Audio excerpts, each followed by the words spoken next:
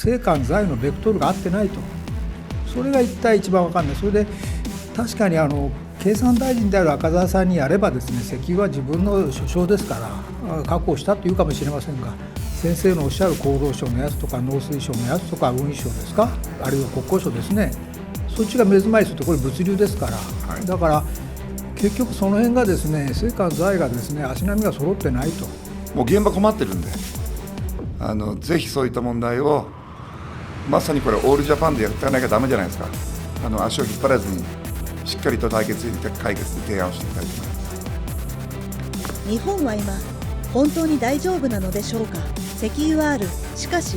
現場には届かない。政府は問題ないと発信する一方で、物流や産業の現場ではすでに目詰まりが起きています。2026年4月10日、国民民主党の榛葉和也幹事長はこの状況を第3次オイルショック級と表現しました。問題は単なる資源不足ではありません。政官財それぞれの判断がバラバラで、日本全体が同じ方向を向いていないという構造的な危機です。さらに驚くべきは、野党でありながら榛葉氏は政府を追及する姿勢をあえて取らず、今は対決ではなく解決だと語ったことです。今日本に必要なのは批判か、それとも協力か。この動画では榛葉幹事長の発言から日本の本当の危機を読み解いていきます。だけじゃあ、すみません、短く河野太郎さんがエネルギー原発などに詳しい河野太郎さんがその備蓄に関して、河野太郎さんが原発詳しい、原発問題に非常に、反原発的には詳しいかもしれない、ね、はい、で彼が発信の中で備蓄が、年内とかでなく、7月ぐらいまで、特に政府の備蓄はね、95日間ぐらいじゃないかという話は出てますけど、こういった、情報もあったりして、いろいろ根詰まりも含めて今起きているのかなと思いますが、その、河野さん名指しではあれですけれども、そういった発信が一方で、一部元大臣から出ていることについては何かありますか。いろんな方がいろんな発信していいんじゃないですか。はい、で望月さん、私だけじゃなくて社民党にも厳しく質問されていたということで、はい、拝見させてもらっていいねを押しましたけど、頑張ってください。フリーランスで宮崎信之です。はい、どうぞ。よろしくお願いします。まず補正予算案に関してですけれども、総理が施政方針演説の中で2年がかりの大改革ということで、必要な予算は可能な限り当初予算で、措置します。約2年がかりの大改革ですというふうに発言されているのを覚えていらっしゃるかと思いますけれども、今回のこの補正予算案に関してね、この発言に関しては、野党で今、内閣不信任案を単独で出せるとはどこもありませんけれども、問題ないということで確認させていただいてよろしいでしょうか。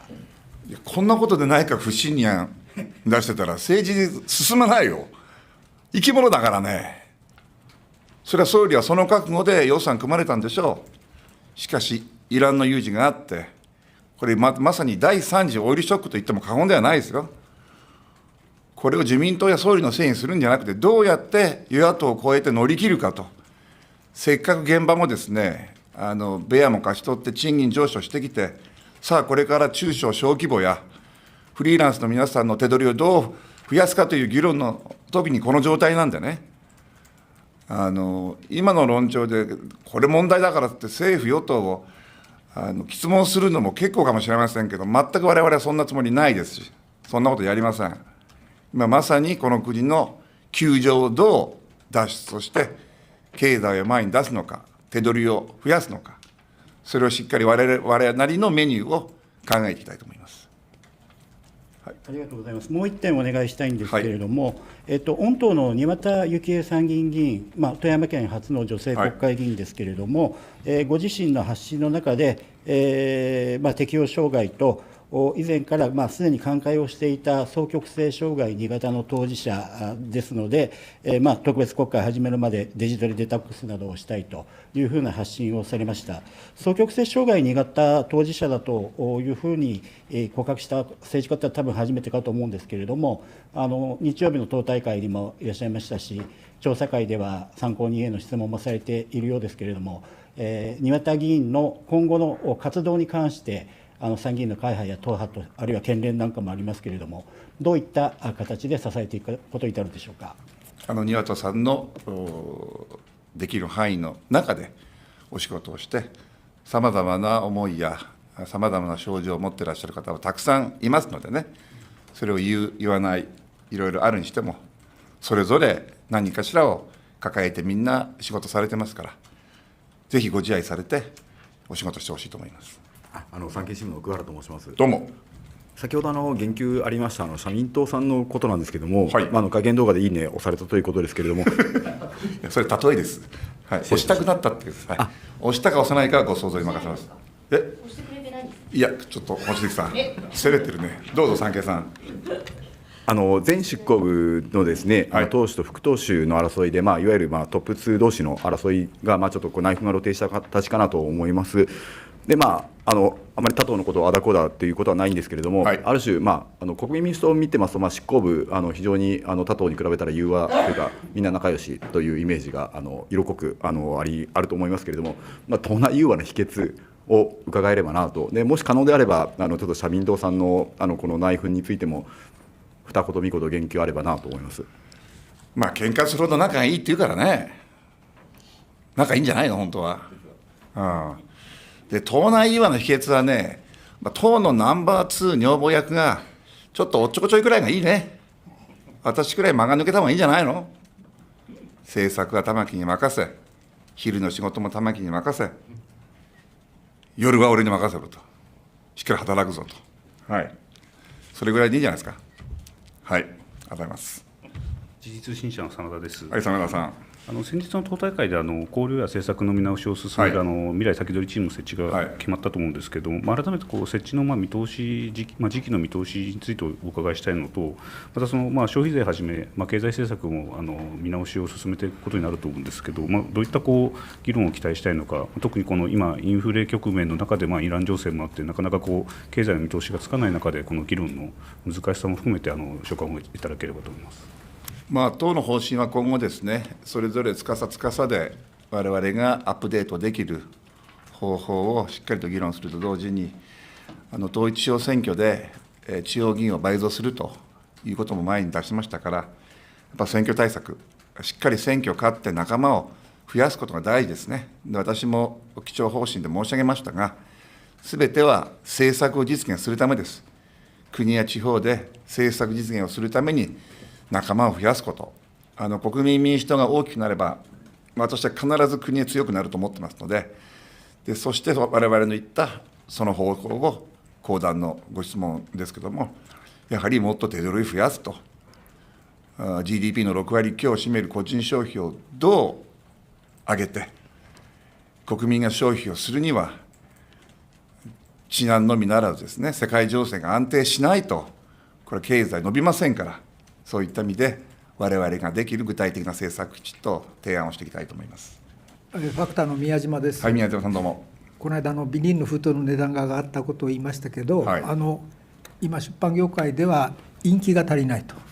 陰気が品不足、実はこれ、3.11 のあと1か月後に起こったことなんですよね。だから別に今起こっていることって、あの時は電力でしたけどね、主には。だけども、ある程度読めると思うんですね。それで経団連会長があえて政府が言ってくれるなら節電節約協力しますと言ってるその日に高市さんがですね、いや来年まで石油があるんだと。で、産業界は現場と違うわけですよね。特に物流ですから目詰まりですけどね。すると結局政官財のベクトルが合ってないと。それが一番分かんない。それで確かに経産大臣である赤澤さんにやればですね、石油は自分の所掌ですから確保したというかもしれませんが、先生のおっしゃる厚労省のやつとか農水省のやつとか運輸省ですか、あるいは国交省ですね、そっちが目詰まりするとこれ物流ですから、だから